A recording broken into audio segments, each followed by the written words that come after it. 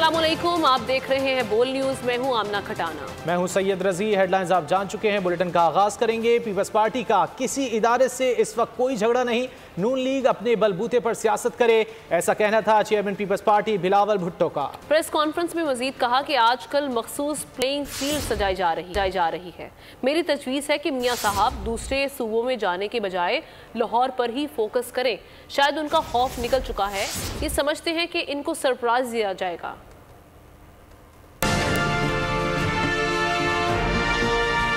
Pakistan peoples party लड़ रही है, हम अवाम की तरफ तो देख रहे हैं, मगर किसी इदारे के साथ हमारा झगड़ा नहीं। ये तजवीज़ किया गया है कि दूसरे सूबे में जाके कल सीट के पीछे जो है वो मियां साहब को ये तकलीफ दिया गया कि वो खुद पहुंचे। मेरा तजवीज़ ये होगा कि वो लाहौर पे ही फोकस करें, अपनी जमात के थ्रू सियासत करो, किसी दूसरे इदारे को ना कहें कि आप मेरे लिए सियासत करें। सरप्राइज क्या देंगे आप हमें जनरल इलेक्शन में? भाई जो मैंने देखा वो देहाती इलेक्शन से ऐसे भागे जैसे पता नहीं इनका क्या खौफ था, तो शायद अब वो खौफ निकल चुका है। और मेरा ख्याल में उस किस्म का सियासत जो है उसका तो नुकसान होता है, इलेक्शन में फायदा नहीं। शरीक chairman peoples Party Asif Ali Zardari का कहना है कि कुछ लोग इक़्तिदार के लिए इत्तेहादी बनाते हैं, मगर हमारे लिए अवाम ही काफ़ी हैं। बयान में उन्होंने कहा कि पीपल्स पार्टी के खिलाफ माजी में भी इत्तेहाद बनाए गए, ऐसे इत्तेहादों की कोई परवाह नहीं। कायदे अवाम जुल्फ़िकार अली भुट्टो का फ़लसफ़ा हमारे लिए मशअल राह है। मजीद कहा कि आम इंतखाबात में पीपल्स पार्टी साहिल समंदर से लेकर खैबर पख्तूनख्वा तक कामयाबी हासिल करेंगी। ये कहना था आसिफ अली जरदारी का। और उन्होंने कहा कि कुछ लोग इक़्तिदार के लिए इत्तेहादी बनाते हैं, मगर हमारे लिए अवाम ही काफ़ी हैं। तनकीद का निशाना बनाया पीपल्स पार्टी ने मुस्लिम लीग नून को, जो कि इत्तेहादी बनाने के लिए आजकल काफ़ी कोशां दिखाई दे रहे हैं। उन्होंने कहा कि ऐसे इत्तेहादों की कोई परवाह नहीं है। कायदे अवाम जुल्फ़िकार अली भुट्टो का फ़लसफ़ा हमारे लिए मशअल राह है। आसिफ अली जरदारी ने मजीद कहा कि आम इंतखाबात में पीपल्स पार्टी पूरे मुल्क में कामयाबी हासिल करेगी। मुस्लिम लीग नून ने सिंध के बाद बलूचिस्तान पर नजरें जमा ली। मियां नवाज शरीफ अहम सियासी मिशन पर कोयटा पहुंच गए। नवाज शरीफ दौरे के दौरान मुख्तलिफ सियासी जमातों के रहनुमाओं से मुलाकातें करेंगे। मुख्तलिफ सियासी रहनुमा मुस्लिम लीग नून में बाकायदा शमूलियत का ऐलान भी करेंगे। कल नवाज शरीफ कारकुनान से खिताब भी करेंगे। मुस्लिम लीग नून ने सिंध के बाद अब बलूचिस्तान का रुख कर लिया है। मियां नवाज शरीफ अहम सियासी मिशन पर कोयटा पहुंच गए हैं। नवाज शरीफ अपने दौरे के दौरान मुख्तलिफ सियासी जमातों के रहनुमाओं से मुलाकातें करेंगे और मुख्तलिफ सियासी रहनुमा मुस्लिम लीग नून में बाकायदा शमूलियत का भी ऐलान करेंगे, जबकि कल नवाज शरीफ कारकुनान से अहम खिताब भी करेंगे। बलूचिस्तान अवामी पार्टी के रहनुमा जाम कमाल की शमूलियत का भी कभी इम्कान जाहिर किया जा रहा है। मुस्लिम लीग नून में वो शमूलियत इख्तियार करने जा रहे हैं और इम्कान ये है कि शाम 6 बजे के करीब वो मुस्लिम लीग नून में शमूलियत का ऐलान कर सकते हैं। तफसीलात जान लेते हैं दानिश मुराद से। दानिश, क्या तफसीलात हैं? जी देखिए, अब से कुछ कबल नवाज के जो कायद हैं मियां मोहम्मद नवाज शरीफ को कोयटा पहुंचे थे और इस वक्त वो एयरपोर्ट से जो है वो निजी होटल पहुंच चुके हैं, जहां वो जो बलूचिस्तान के सियासी कायदीन हैं मुख्तलिफ जमातों के, उनसे मुलाकात करेंगे। अब ये तफसीलात बताई जा रही हैं कि नवाज शरीफ और जाम कमाल खान जो साबिक वज़ीर आला हैं बलूचिस्तान के, उनके माबैन जो है वो एक गैर रस्मी जो है वो गुफ्तगू हुई है, जिसमें मुख्तलिफ चीज़ों का जो है वो हवाला दिया गया है, बातचीत की गई है। ये जो जाम कमाल ने अब से कुछ देर कबल मीडिया नुमाइंदगान से भी बात करते हुए ये कहा कि आज शाम 6 बजे वो बाकायदा तौर पर नवाज शरीफ के साथ मिलकर मुस्लिम लीग नून में जो है वो शमूलियत का बाकायदा तौर पर ऐलान करेंगे। जबकि जो मुस्लिम लीग बलूचिस्तान के जराए हैं उनका ये कहना है कि आज जो है वो बलूचिस्तान के मुख्तलिफ सियासी कायदीन, सियासी जमातों के जो रहनुमा हैं वो भी मियां नवाज शरीफ के साथ मुलाकात करके बाकायदा तौर पर जो है वो शमूलियत करेंगे मुस्लिम लीग नून में। मुस्लिम लीग बलूचिस्तान नवाज शरीफ के इस दौरे को जो है वो इंतहाई अहमियत का हामिल जो है वो करार दे रही है। उनका ये कहना है कि इस दौरे से जो बलूचिस्तान है इसमें मुस्लिम लीग जो है वो मजीद फंक्शनल होगी, फाल होगी, और जो इलेक्टेबल्स हैं, जिन्हें इलेक्शन की जुबान में इलेक्टेबल्स कहा जाता है, आज बाकायदा तौर पर मुस्लिम लीग नून बलूचिस्तान में शमूलियत करेंगे और अगले इलेक्शन के लिए वो इस सिलसिले में जो है वो मुकम्मल तौर पर तैयारियों को भी जो है वो अपनी शिकस्त दी जाएगी। जी दानिश, आपसे मजीद अपडेट्स लेते रहेंगे। फिल वक्त शुक्रिया। बलूचिस्तान में सियासी माहौल गर्म होने लगा। नवाज शरीफ कोयटा पहुंच गए। निजी होटल में सहाफ़ियों से गुफ्तगू में साबिक वज़ीर आला जाम कमाल ने कहा कि मियां साहब से आज शाम 6 बजे मुलाकात है। सियासी मुस्तकबिल से मुतालिक बाकायदा ऐलान किया जाएगा। जाम कमाल ने कहा कि कोशिश है बेहतर टीम बनाकर बलूचिस्तान को आगे लेकर जाएं। बहुत अरसे से मुख्तलिफ सियासी जमातों से राब्ते रहे हैं। उन्होंने इस हवाले से आगाह किया। जाम कमाल ने कहा कि मियां साहब से आज शाम 6 बजे मुलाकात होने जा रही है। सियासी मुस्तकबिल से मुतालिक बाकायदा ऐलान किया जाएगा। जाम कमाल ने मजीद कहा कि कोशिश है बेहतर टीम बनाकर बलूचिस्तान को आगे लेकर जाया जाए।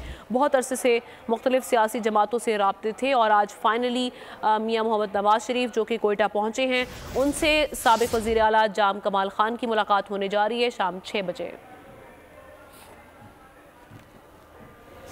इस्लामाबाद हाईकोर्ट ने चेयरमैन पीटीआई के खिलाफ साइफर केस की जेल में समाअत रोकने का हुक्म दे दिया। अदालत ने अटॉर्नी जनरल की हुक्म इम्तना जारी न करने की इस्तदा मुस्तरद कर दी। जेल ट्रायल पर मबनी तमाम रिकॉर्ड 16 नवंबर को तलब कर लिया।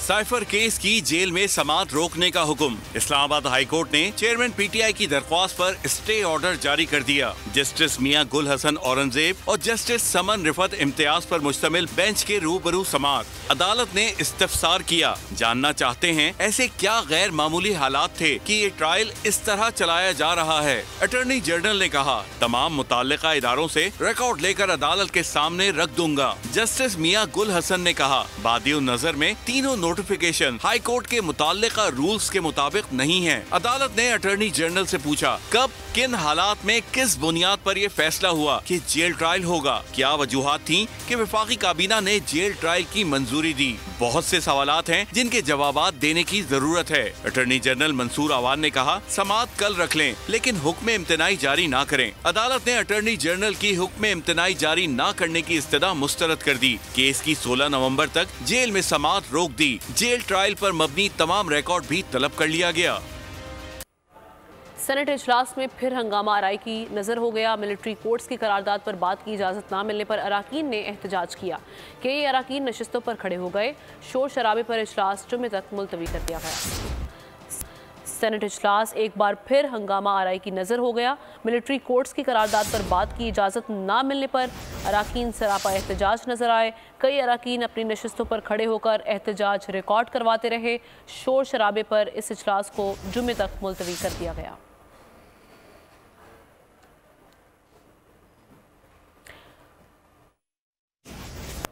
बढ़ेंगे दीगर खबरों की जानिब। डॉलर की कदर में इजाफे की वजह से आलमी मंडी में पेट्रोल सस्ता होने का फ़ायदा आवाम को मुंतकिल नहीं हो सकेगा। 16 नवंबर से पेट्रोल 2 से 3 रुपये महंगा होने का इम्कान है। ज़राए का कहना है कि हाई स्पीड डीजल की कीमत 8.5 रुपये तक कम हो सकती है। मिट्टी का तेल भी 5.5 रुपये का इम्कान है। लाइट डीजल ऑयल की फ़ी लीटर कीमत में भी 8.5 रुपये तक कमी का इम्कान है। पेट्रोलियम मसनूआत की कीमतों को बरकरार रखने का ऐलान किया जा सकता है। हतमी फैसला वज़ारत ख़ज़ाना वज़ीर आज़म की मुशावरत से करेगी। IMF और हुकूमत पाकिस्तान के दरमियान मुज़ाकरात। IMF आज अपने मुतालबात और सिफारिशात से आगाह करेगा। ज़राए के मुताबिक जायज़ा मुज़ाकरात की कामयाबी से तकमील में कोई बड़ा चैलेंज नहीं।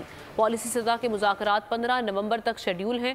ज़राए के मुताबिक IMF ने अहदाफ के मुताबिक पावर सेक्टर गर्दशी कर्जा और प्राइमरी बैलेंस सरप्लस के अहदाफ नामुकम्मल होने पर तशवीश का इजहार किया। ज़राए का बताना है कि विफाक का प्राइमरी बैलेंस सरप्लस का टारगेट 417 अरब की बजाय 400 अरब रुपए रहा। पावर सेक्टर गर्दशी कर्जे पर पॉलिसी सतह के मुज़ाकरात में आइंदा 2 रोज़ में अहदाफ पर नजरसानी होगी। आदाद-ओ-शुमार के मुताबिक 90 लाख पाकिस्तानी दुनिया के मुख्तलिफ ममालिक में मुकीम हैं। ओवरसीज पाकिस्तानी मुल्क की मईशत में कलीदी किरदार अदा कर रहे हैं। रवां साल बैरून मुल्क मुकीम पाकिस्तानी 21 अरब 71 करोड़ डॉलर पाकिस्तान भिजवा चुके हैं। हमारी मईशत में रेमिटेंस का हिस्सा 8.5% से ज़ायद है। रवां साल अक्टूबर में तरसीलात ज़र की मद में 2.5 अरब डॉलर मौसूल हुई। सऊदी अरब से पाकिस्तानियों ने 616 मिलियन डॉलर से ज़ायद भिजवाए। मुत्तहिदा अरब अमारात से 399 मिलियन डॉलर आए। अमेरिका में आबाद पाकिस्तानियों का मुल्क की मईशत में हिस्सा $283 मिलियन रहा, जबकि यूरोपीय मुमालिक से आने वाली रकम $297 मिलियन रही। अगर साल ब साल जायजा लिया जाए तो 2022 में तकरीबन $30 अरब पाकिस्तान आए हैं, 2021 में 31 अरब से जायद, 2020 में तकरीबन $26 अरब और 2019 में $22 अरब की तरसीलात मौसूल हुई। बिजली सार्फिन को एक और झटका देने की तैयारी। सहमाही एडजस्टमेंट के तहत बिजली ₹1.70 फी यूनिट तक महंगी होने का इम्कान है। नेपरा में जुलाई तक सितंबर सहमाही की फ्यूल एडजस्टमेंट की दरख्वास्त पर समाअत आज होगी। आवाम को बिजली का नया झटका, फी यूनिट कीमत ₹1.70 बढ़ाने का इम्कान। नेपरा में अहम दरख्वास्त पर समाअत आज होगी। कीमतों में इजाफा जुलाई तक सितंबर फ्यूल एडजस्टमेंट की मद में होगा। यकसा टैरिफ के लिए सहमाही एडजस्टमेंट का इतलाक़ के इलेक्ट्रिक सार्फिन पर भी होगा। इजाफे से बिजली सार्फिन पर 22 अरब 56 करोड़ रुपए का इजाफी बोझ पड़ेगा। दरख्वास्त में कैपेसिटी चार्जेस की मद में 12 अरब 12 करोड़ 60 लाख रुपए वसूली का कहा गया है। यूज़ ऑफ सिस्टम चार्जेस के तहत 10 अरब 24 करोड़ 70 लाख रुपए वसूल किए जाएंगे। ऑपरेशन एंड मेंटेनेंस की मद में 4 अरब 61 करोड़ 70 लाख वसूली का मुतालबा किया गया है। 6 अरब 61 करोड़ 70 लाख रुपए नुकसानात की मद में सार्फिन से निकलवाए जाएंगे। दरख्वास्त मिनवन कबूल होगी या रद्दो बदल किया जाएगा। हतमी फैसला नेपरा में समाअत के बाद किया जाएगा। गजा की सूरत हाल से मुतालिक बात करते हैं। अहले फ़लस्तीन के खिलाफ इजरायली बर्बरियत को 39 रोज़ हो गए हैं। शुहदा की मजमूई तादाद 11,240 तक जा पहुंची। जबालिया पनाह कैंप पर बमबारी से 30, खान यूनुस में 40 फ़लस्तीनी शहीद हुए। इसराइली फ़ौज गजा के सबसे बड़े अल-शिफा अस्पताल के दरवाज़ों तक पहुँच गए। गजा और मगरबी किनारों पर बारूद की बारिश। इसराइली वहशियाना बमबारी का 39वां रोज। जबालिया पनाह कैंप पर बमबारी से 30 फ़लस्तीनी शहीद हुए। मीडिया के मुताबिक इसराइल ने 12 रिहायशी इमारतों को निशाना बनाया। खान यूनिस पर इसराइली हमले से 40 फ़लस्तीनी शहीद, मुतादिद ज़ख्मी हो गए। तुलकरम में इसराइली फायरिंग से 1 फ़लस्तीनी नौजवान शहीद जबकि 3 ज़ख्मी हो गए। खान यूनिस में 2 इमारतों को निशाना बनाया गया। इसराइली फ़ौजी मगरबी किनारे के शहर तुलकरम पर बुलडोज़र लेकर चढ़ दौड़े। घर, गाड़ियों समेत दीगर अमलाक रौंद डाली। ड्रोन हमले में 5 फ़लस्तीनी नौजवानों को शहीद कर दिया गया। इसराइली फ़ौजी गजा के सबसे बड़े अल-शिफा अस्पताल के दरवाज़ों तक पहुंच गई। अस्पतालों के अतराफ शदीद फायरिंग और शेलिंग की गई। सेहूनी फ़ौज ने दाखिली रास्ते पर 21 जंगजुओं को निशाना बनाने का दावा कर दिया। अस्पताल में ईंधन न होने से 3 रोज़ में 32 मरीज दम तोड़ गए। तिब्बी अमले के मुताबिक नौज़ायदा बच्चों समेत मज़ीद मरीजों की शहादतों का खदशा है। अल-कुद्स अस्पताल के अतराफ शेलिंग, धमाके और फायरिंग की गई। हमलों में शुहदा की मजमूई तादाद 11,240 तक जा पहुँची। बेरहमाना हमलों में 29,000 से ज़ायद अफराद ज़ख्मी हुए। शुहदा में 4,630 बच्चे और 47 मीडिया वर्कर्स भी शामिल हैं। फ़लस्तीनी वज़ीर-ए-आज़म मोहम्मद अश्तिया ने गजा में पैराशूट इमदाद भेजने का मुतालबा कर दिया। Welcome back. खबरों के सिलसिले को आगे बढ़ाएंगे। कौमी टीम की वर्ल्ड कप में नाकिस कारकर्दगी पर पीसीबी में मुशावरत का अमल शुरू हो गया है। Chairman PCB management committee Zaka Ashraf आज साबिक कप्तान यूनुस खान और सुहेल तनवीर समेत साबिक क्रिकेटर से मुलाकात करेंगे। मुलाकात में कौमी टीम की वर्ल्ड कप की कारकर्दगी का जायजा लिया जाएगा। चेयरमैन मैनेजमेंट कमेटी साबिक क्रिकेटर्स से मुस्तकबिल के हवाले से मशवरे लेंगे। क्रिकेटर्स के साथ मुशावरत का सिलसिला आइंदा आने वाले दिनों में भी जारी रहेगा। पीएसएल गवर्निंग काउंसिल का अहम इजलास आज होगा। सदारत chairman management committee Zaka Ashraf करेंगे। इजलास में 6 फ्रेंचाइजीज के नुमाइंदे भी शरीक होंगे। ज़राए का कहना है कि इजलास में पीएसएल की विंडो को हतमी शक्ल दी जाएगी। पीसीबी ने पीएसएल के लिए अगले बरस 8 फरवरी से 24 मार्च तक विंडो रखी है। पाकिस्तान सुपर लीग 9 के दौरान मुल्क में आम इंतखाबात के बायस मैचेस मुतासर होने का खदशा पैदा हो गया है। पीएसएल की इफ्तिताही तकरीब और इब्तिदाई मैचेस पाकिस्तान के अलावा कहीं और कराने पर गौर होगा। ज़राए के मुताबिक आम इंतखाबात की वजह से इब्तिदाई मैचेस बैरून मुल्क कराने की तजवीज़ ज़ेर गौर है। मैचेस साउथ अफ्रीका और दुबई में कराने पर भी गौर किया जाएगा।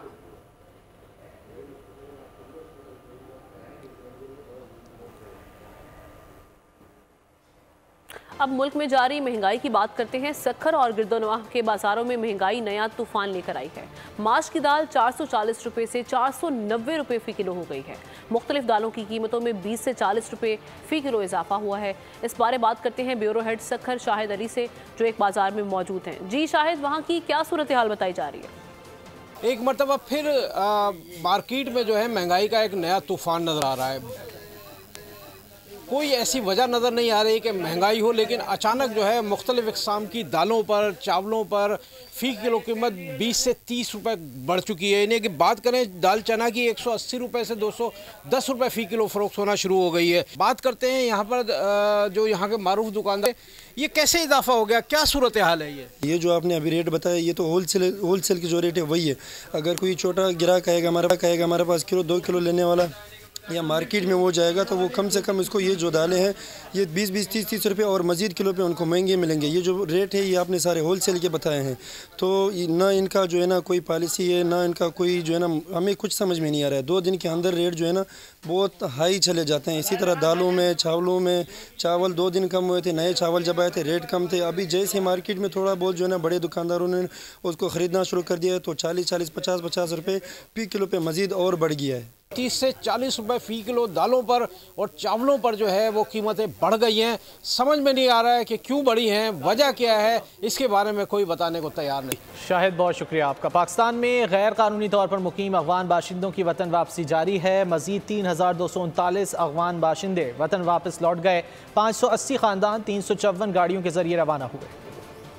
गैर कानूनी मुकीम तारकीन वतन की वापसी, मजीद 3239 अफगान वतन वापस लौट गए। रवाना होने वालों में 892 मर्द, 833 खवातीन, 1514 बच्चे शामिल। 580 खानदान 354 गाड़ियों के जरिए रवाना हुए। 31 अक्टूबर से अब तक 2,23,637 अफराद अफगानिस्तान वापस जा चुके हैं। गैर मुल्कियों के महफूज इनखला के लिए हुकूमत पाकिस्तान ने गैर मामूली इक़दाम किए। आर्जी रिहाइश के लिए तमाम सहूलियात से आरास्ता ट्रांजिट कैंप्स कायम किए गए। तोरखम और चमन बॉर्डर से रोज हजारों अफगान शहरी वतन वापस जा रहे हैं। मजीद 3,239 अफगान शहरी वतन वापस लौट गए। शिमाली वजीरिस्तान में शहीद होने वाले 2 सिपाहियों की नमाज जनाजा बनू में अदा कर दी गई।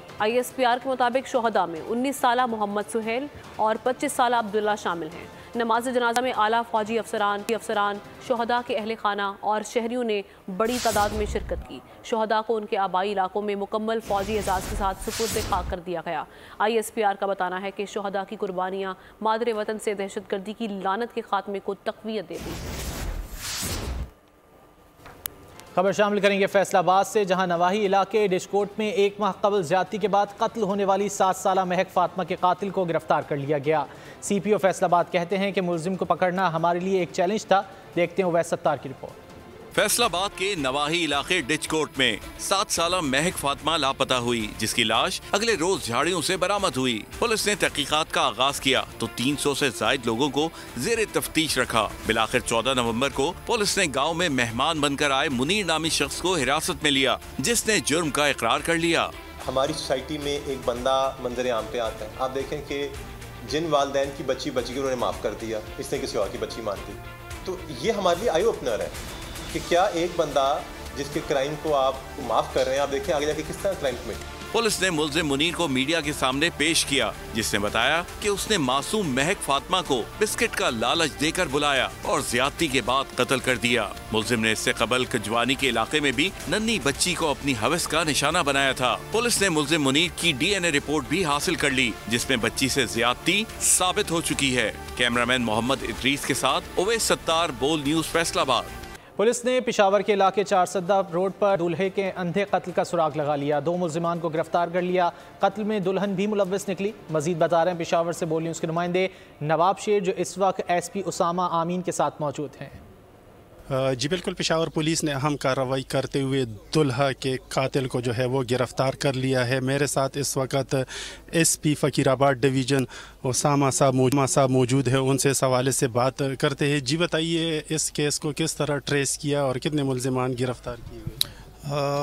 इसमें हमने इस केस में जो मेन जो हमने एविडेंस लिया है वो मुलजिम और मुलजिमा के जो मोबाइल फ़ोन्स हैं उनका हमने डेटा वगैरह लिया, उसका हमने साइंटिफिक और टेक्निकल बेसिस पे उसका एनालिसिस किया और दिन रात उसमें मेहनत करने के बाद जो इन्वेस्टिगेटर्स हैं, ख़ास तौर पे हमारे एसपी साहब हैं, SHO हैं और तफ्तीशी हैं, उन्होंने इसमें दिन रात काम किया और साइंसी बुनियादों पे उस डेटे की मदद से हमने मुलजमान को गिरफ़्तार किया। इसमें एक मुलजिम और एक मुलजिमा दोनों गिरफ़्तार हैं जो आपस में जिनका मामलात थे, जिसकी वजह से उन्होंने दूल्हे को रास्ते से हटाया।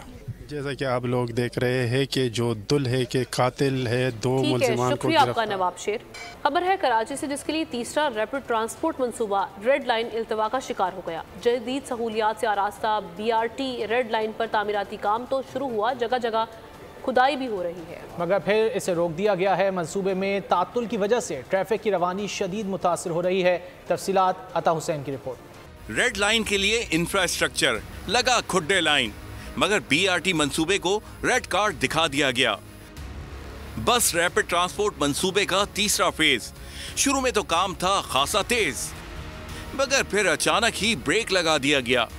बस मंसूबे के लिए खुदाई ने शहरियों को बेबस कर दिया।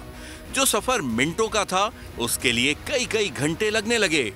तो हुकूमत को चाहिए, हम लोग क्या कर सकते हैं भाई, हम लोग की सुनवाई नहीं है, कहीं हर जगह अवाम ही पीस रही है। हुकूमत से ये कहेंगे जल्द इसको कंप्लीट करें ताकि लोग परेशान नहीं हो।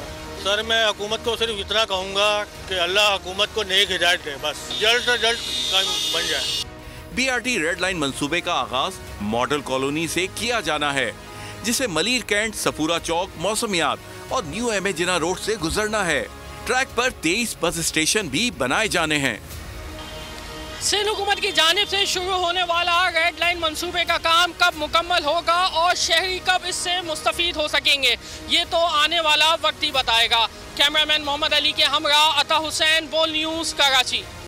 पाक फौज के ताउन से पेशावर के सदर बाजार की तज़ीन और आराइश का मंसूबा मुकम्मल हो गया, जिससे बाजार की खूबसूरती को 4 चांद लग गए हैं। शहरियों ने मंसूबे की तकमील पर पाक फौज का शुक्रिया अदा किया। पेशावर से नवाब शेर की रिपोर्ट। पेशावर को खूबसूरत बनाने का मिशन, सदर बाजार की तज़ीन और आराइश मुकम्मल। कोर कमांडर पेशावर की हिदायत पर मंसूबा 127 दिन में पाए तकमील को पहुंचा। पार्किंग्स, आला मेयार की सड़कें, बेहतरीन स्ट्रीट लाइट, बिजली की अंडरग्राउंड वायरिंग, इमारत पर खूबसूरत रंगसाजी और दीगर कई काम शामिल हैं। मंसूबे को शहरियों ने काबिल तहसीन इक़दाम करार दिया। ये हम देख के खुशी हो रहा है। हमें पहला हम सदर देख के जो है ना खुशी नहीं हो रहा था कि भाई ये हमारे मुल्क जो है ना आगे नहीं जा रहा है। अल्हम्दुलिल्लाह ये हम इन पे खुश है। हम भी बहुत खुश है, अच्छा जगह भी है, इसी वजह से हम आवाम को ये तस्दीक कर रहे हैं कि इसका ख्याल रखे और आर्मी वाला ने बहुत अच्छा काम किया हमारे लिए। बाजार में 45 हाई रेजोल्यूशन कैमरे नस्ब किए गए हैं, जबकि दीगर सहूलियात के बाइस कारोबार पर मस्बत असरात मुरतब हो रहे हैं। कैमरामैन फरहान शब्बीर के साथ नवाब शेर, बोल न्यूज़, पेशावर। खबर आपको दें कि पाकिस्तान क्रिकेट बोर्ड की अबूरी सिलेक्शन कमेटी तहलील हो गई है। तौसीफ अहमद की सरबराही में अबूरी सिलेक्शन कमेटी कायम हुई थी। नई सिलेक्शन कमेटी की तश्कील के लिए मुशावरत जारी है। कौमी सिलेक्शन कमेटी का जल्द ऐलान भी मुतवक्के है। पाकिस्तान क्रिकेट बोर्ड की अबूरी सिलेक्शन कमेटी तहलील कर दी गई है।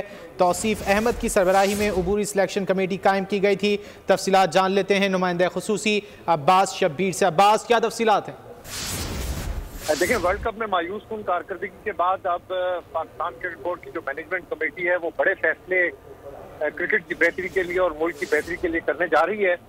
आइंदा एक दो दिनों में अहम फैसले किए जाएंगे। 16 तारीख को दुबई से लाहौर आ रहे हैं, वो अपनी रिपोर्ट पेश करेंगे। इसके अलावा जो अभी बताया गया है कि आज भी एक अहम मीटिंग थी क्रिकेट बोर्ड में, जिसके बाद जो PCB की अबूरी सिलेक्शन कमेटी थी इंतजामुल हक के रिजाइन के बाद वर्ल्ड कप के दौरान बनाई गई थी। तौसीफ अहमद उस सिलेक्शन कमेटी के सरबराह मुकर्रर किए थे, वो अबूरी तौर पर मुकर्रर किए थे। अब वो सिलेक्शन कमेटी तहलील कर दी गई है। नई सिलेक्शन कमेटी के लिए मशावरत जारी है। आइंदा 3 दिनों में बड़े नामों के साथ एक सिलेक्शन कमेटी अनाउंस होगी।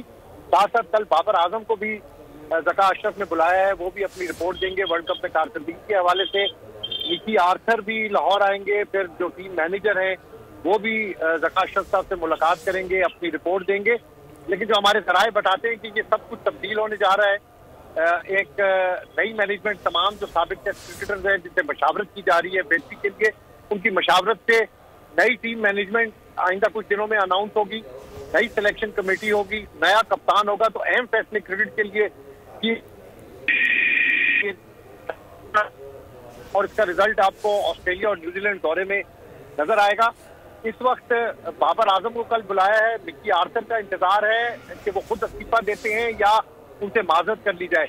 तो जिन जिन से मुलाकात होगी उनसे माजरत की जाएगी, अगर वो इस्तीफा देंगे तो ठीक है, वरना उनको रुखसत कर दिया जाएगा।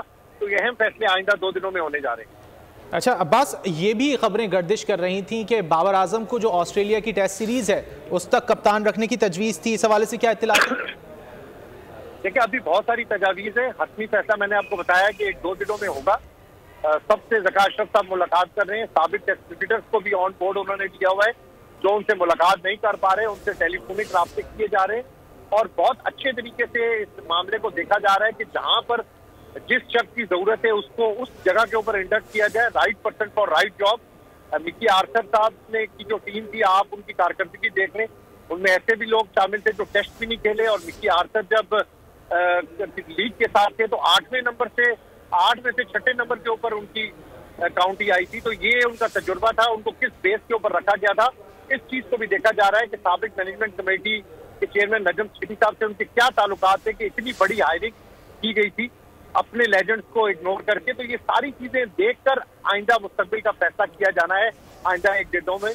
तो ये 2 दिन बहुत अहम है पाकिस्तान क्रिकेट के लिए, जिसमें अहम फैसले होने और वो क्रिकेट की बेहतरी के लिए होने। अच्छा अब्बास, ये भी बताइएगा कि जो बैनुल अक़वामी कोचेस हैं उनका एक्सपीरियंस सबके सामने है, जो रिजल्ट्स आए वो भी सबके सामने है। ये बताइए क्या लोकल कोचेस के हवाले से कोई अहम खबर मिलने जा रही है 1 से 2 रोज में? देखिए बिल्कुल ऑन बोर्ड लिया जा रहा है। अब तो बेसिकली लेजेंड क्रिकेटर्स जो हमारे साबका टेस्ट क्रिकेटर्स हैं उनकी दस्तयाबी को देखा जा रहा है, उनके साथ किस तरीके से मामलात होते हैं, क्योंकि इंतजामुल हक के साथ जो एक्सपीरियंस क्रिकेट बोर्ड का रहा है वो हमारे जराए बताते हैं तो बड़ा बैड एक्सपीरियंस रहा है। पहले इंतजाम को फुल इख्तियारात दिए गए, वो इख्तियारात के लिए जिद करते रहे, उनको इख्तियारात दिए गए। PSL में जो NOC का मामला था प्लेयर्स की लीग का, वो भी इख्तियार इंतजाम को दिया गया। और जब शिकस्त की बारी आई, टीम सिलेक्शन की बारी आई, तो कॉन्फ्लिक्ट ऑफ इंटरेस्ट बहुत सारा दरमियान में आया। तो तमाम चीजों को अब देखा जा रहा है कि अगर किसी क्रिकेटर को हायर किया जाता है तो कोई कॉन्फ्लिक्ट ऑफ इंटरेस्ट ना हो और वो सिर्फ और सिर्फ पाकिस्तान टीम की खिदमत, पाकिस्तान टीम के साथ रहे और मुल्क की खिदमत करे। तो बहुत सारी चीजों को बड़ा देख के, मामलात के ऊपर बातचीत करके आइंदा फैसला किया जाना है। 1 से 2 रोज में पाकिस्तान क्रिकेट के हवाले से अहम फैसले होने जा रहे हैं। बहुत शुक्रिया अब्बास, आपने इस हवाले से आगाह किया। कराची में IIBA centre of entrepreneurship development के तहत ग्लोबल एंटरप्रेन्योरशिप वीक 2023 का आगाज़ हो गया। इवेंट का मकसद नौजवानों को खुद मुख्तार बनाने और पाकिस्तान को मुस्तहकम करने के लिए नए आइडियाज़ सामने लाना है।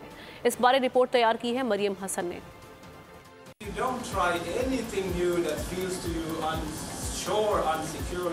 तेजी से बदलती दुनिया में कारोबार को फरोग और नौजवानों को खुद मुख्तार करने के लिए centre of entrepreneurship development IBA के तहत workshop.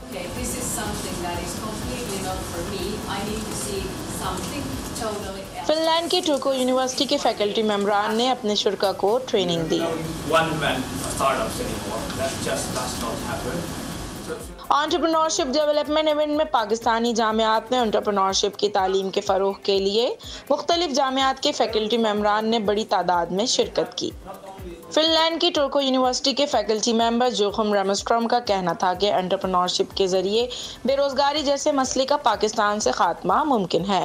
Future will be less complex. It will be more complex.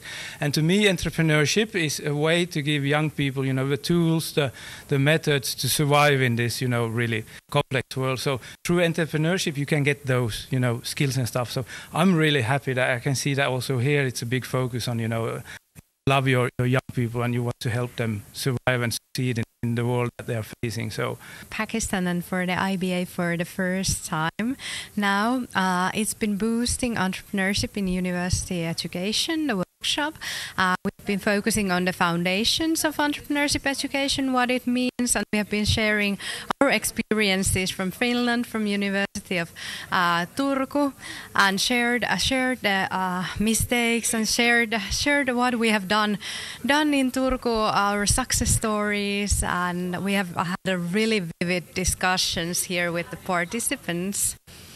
So it's been amazing.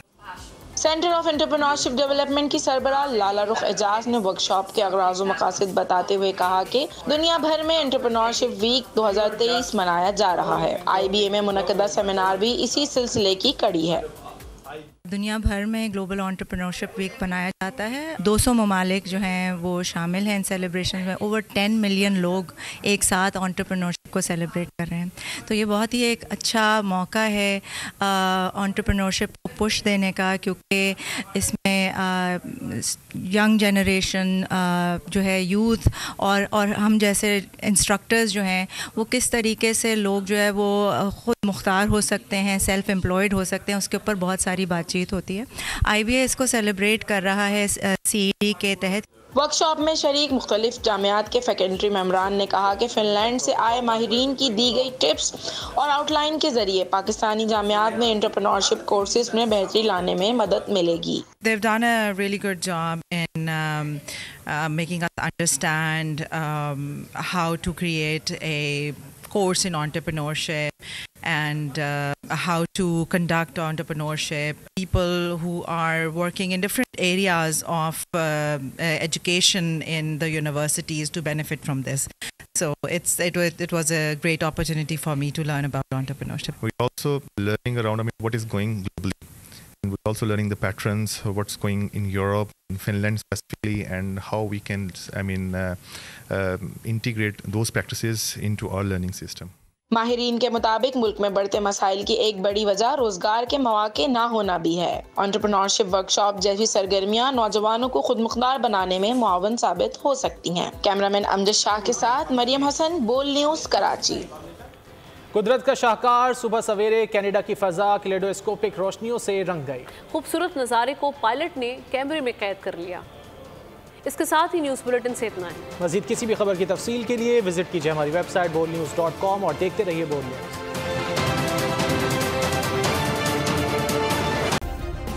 Subscribe करें और बेल दबाएं ताकि कोई खबर रह न जाए।